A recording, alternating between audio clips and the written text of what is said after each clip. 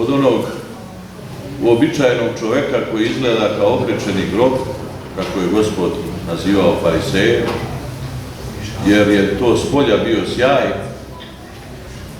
kao i danas što gledamo okrečene, sređene grobove na grobljima, a unutra trulež i krš.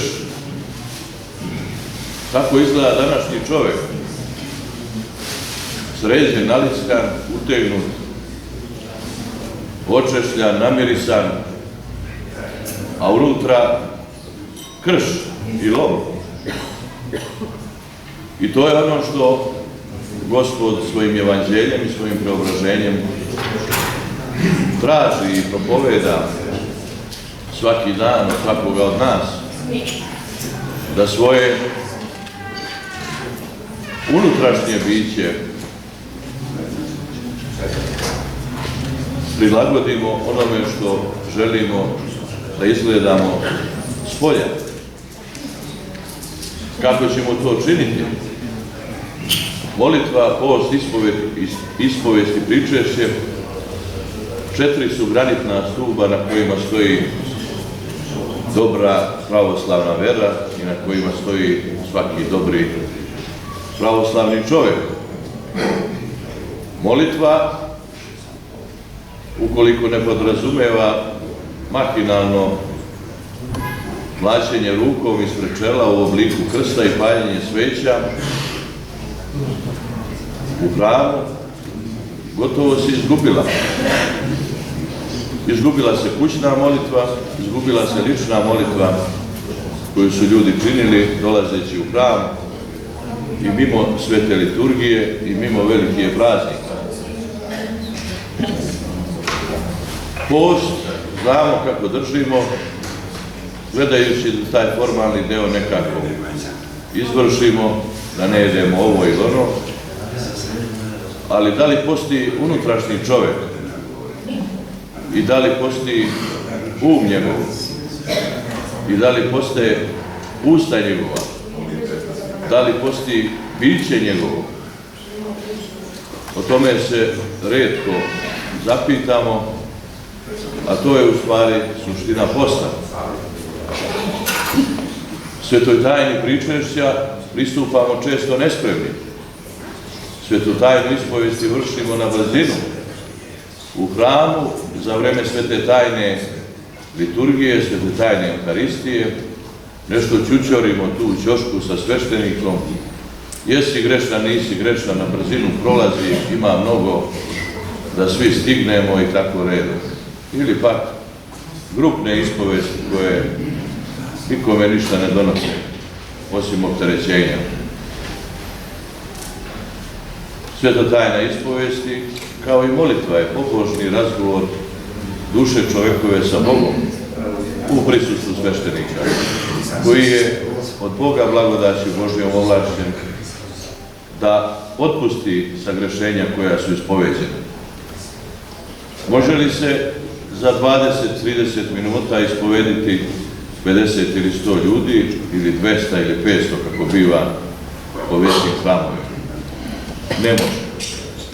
A sveta tajna ispovesti je isto sveta tajna, kao i druge svete tajne, ništa manja. Ni od krštenja, ni od braka, ni od možda manja od svete tajne pričešća, ali isto tako značajna kao sveta tajna. Pa kako onda toj svetoj tajni pristupamo tako ovlaš, formalno, bez udubljivanja u ono što ona po sebi sama čini, onome koji se iskreno ispoveda. I naravno sveta tajna pričešća. Sveta tajna pričešća koje prilazimo često kao nekom magičnom činu. Kažu, valja se pričestiti. Valja se, jer je lepa reč, ali nedovoljno. Opisuje to čudo ogromno koje se dešava da Gospod sam u punoj svojoj sili i snazi silazi sa neba, pretvara darove, hleb i vino u telo i krv Hristovu. I takav se razdeljuje svima onima koji su se pripremili za svetu tajnu pričešća. Tu treba da se porazmislimo jesmo li oprostili onima kojima treba oprostiti. Idemo na svetu tajnu pričešća sukobljeni sa svojima najbližima, sa svojim supružnicima, sa svojom decom, sa svojim komšijama, sa svojim rođacima, ne razmišljajući o tome da Gospod vidi svaku od tih stvari u srcu svakoga čoveka. A opet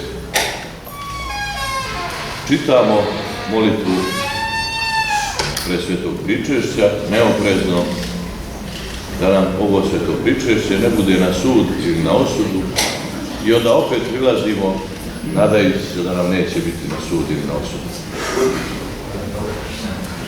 Preobraženje Hristovo podrazumeva preobraženje čovjekovo, prije svega duhovno, ali i umno, da se uzmemo u pamet i da razmišljamo o duhovnim vrednostima ovoga sveta i ovoga života.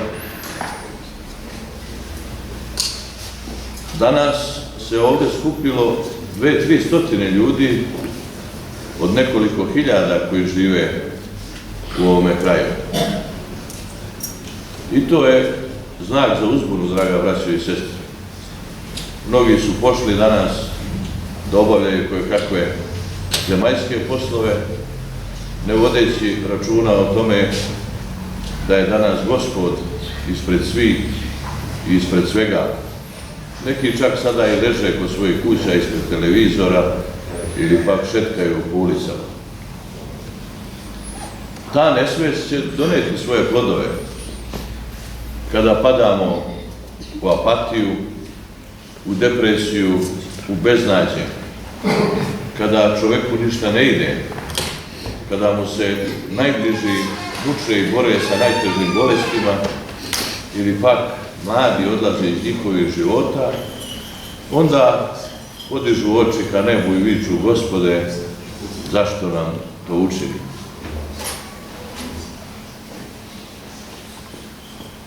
Svakoga je čoveka u njegovom rasporedu, kakav će mu život biti. Dakle, ono što je Gospod ostavio preko Svetoga Evanđelja i preko svojih učenika jeste apsolutna sloboda svakoga pojedinca. Ko hoće za mnom da ide, neka uzme svoj krst i neka ide za mnom, rekao je Hristos.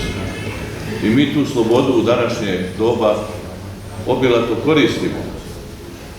Hoćemo da idemo za televizijom, za internetom, za modom, za svetovnim životom, svima onima što svet propoveda i savremeno vreme, ali nećemo da idemo za svetim evanđeljem i učiteljima crkve, nego to ostavljamo kao tako neki